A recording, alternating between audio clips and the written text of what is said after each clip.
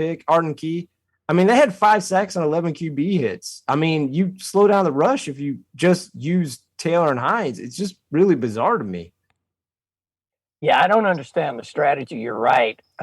Plus, has Matt Ryan pulled a Ben Roethlisberger? Can he even throw the ball anymore? I mean, there were a couple of moments where it was like, you're throwing that one up for grabs, Bubba. To be fair to your point, those first 2 picks, I mean, the third pick, I'm not going to blame on him. He's getting just desperate trying to make a play. And again, he doesn't have a lot of communication with some of these receivers because he doesn't have a lot of communication. So I think it was miscommunication between the two. But yeah, that first one and that second one, they looked like ducks. I mean, those were complete lollipops for defenders to snag. So a question, does Frank Reich make it through the season? Oh yeah. Yeah, I would say yes.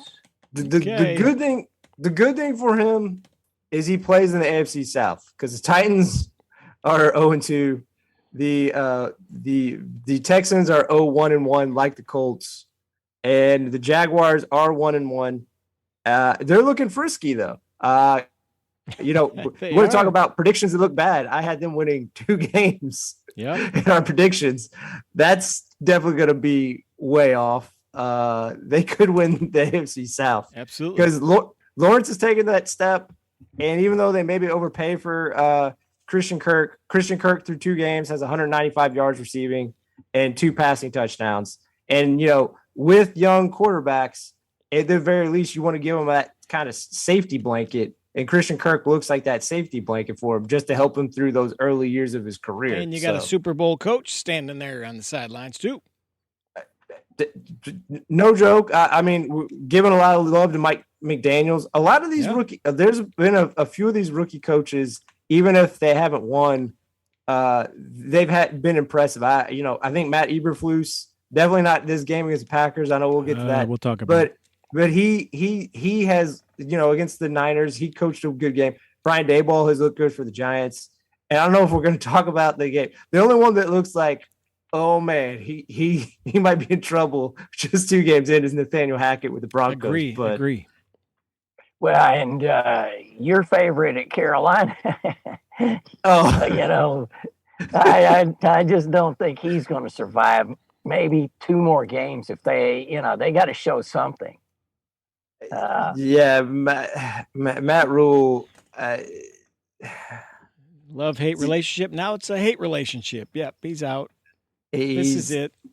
Like I said, I'm trading in all my chips, and I'm putting it in him college. I don't know where he's going to end up in college.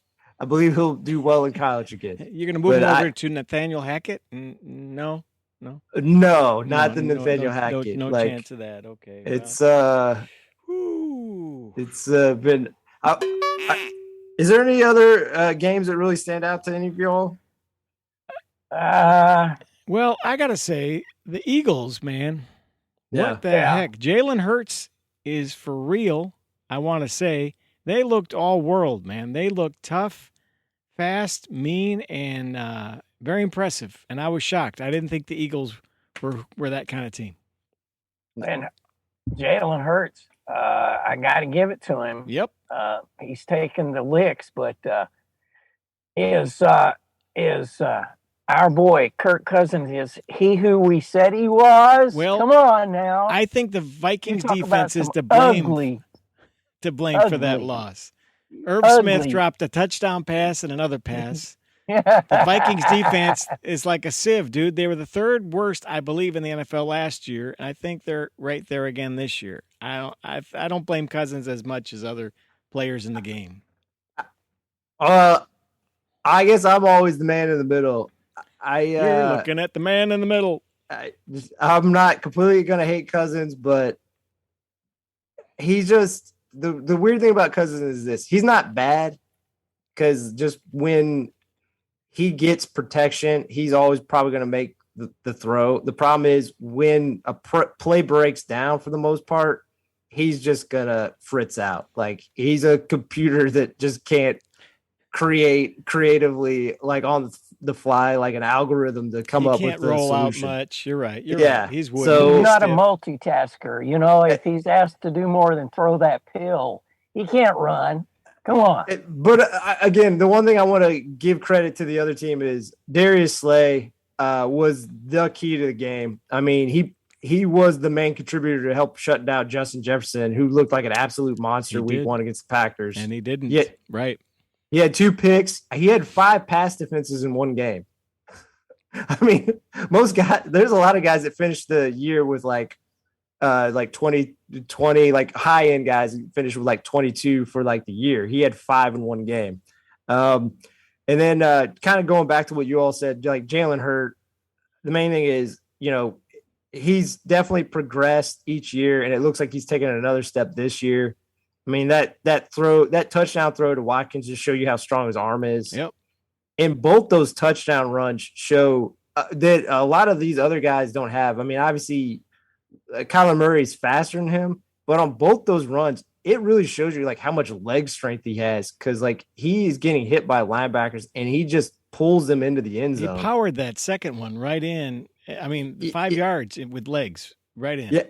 I want to say coming out of a break, they showed like how in Oklahoma he squatted 600 pounds. And you could tell, I mean, from the way he can run through like guys that are much larger than him, you could tell like it does pay off.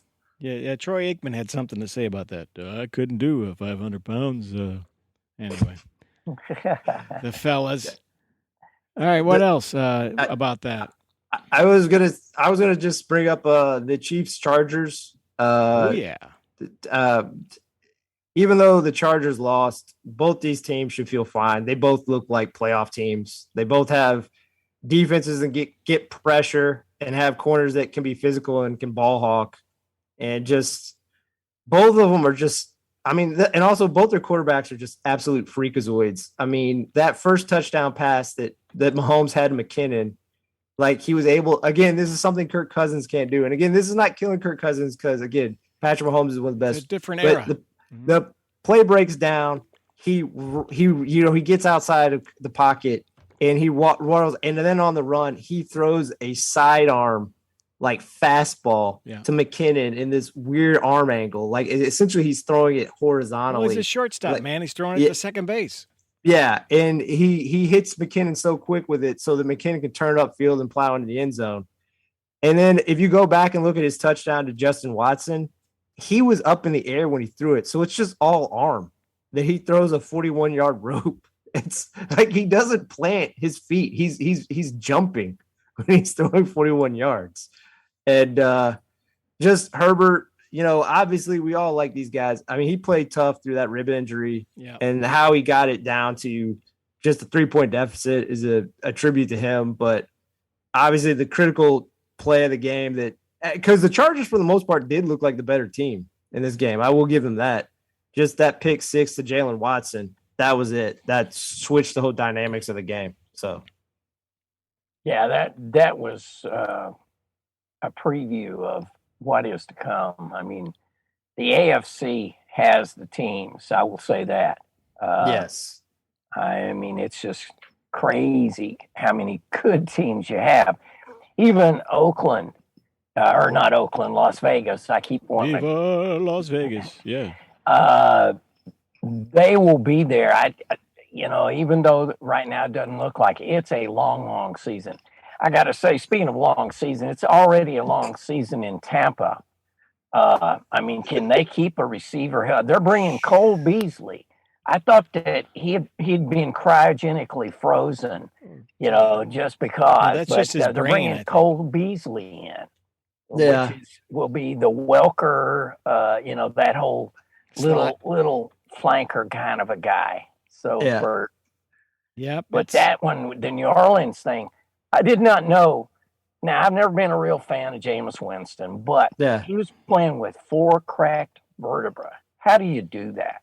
4. Well, we know how that we do that. We get shot up, but my goodness, man. That's crazy. You take that wrong lick and you're paralyzed. It's nuts. And that whole brawl thing, and neither one of them did much for 3.5 quarters. So yeah, and then And then then that brawl broke out, and Yep. it was 3-3 when that brawl broke out, and then that essentially, I guess, getting rid of Marshawn Lattimore, Mike Evans was advantage Bucks. I mean, you wouldn't think it was. You thought it would be a push, but for whatever reason, it turned into advantage Bucks. So, the good thing for the Bucks is their defense isn't going anywhere, and it definitely feels like, even though this has been a good team the last 3 years, this team has definitely shifted towards a team built around the defense and built around the running game of Leonard Fournette. That's how if they're gonna have success in January, and obviously they'll get some of these pass catchers back and they'll be more balanced. But it feels like they need to really lean on the run and their defense to kind of carry them through this year. Let me jump. Then, Brady gets a Wednesday. He gets Wednesdays off now. So don't you? You get Wednesdays off, don't you? It's just weird, man. Well, it's so he can go into Best Buy and buy a bunch of Microsoft tablets so he can get better at breaking them.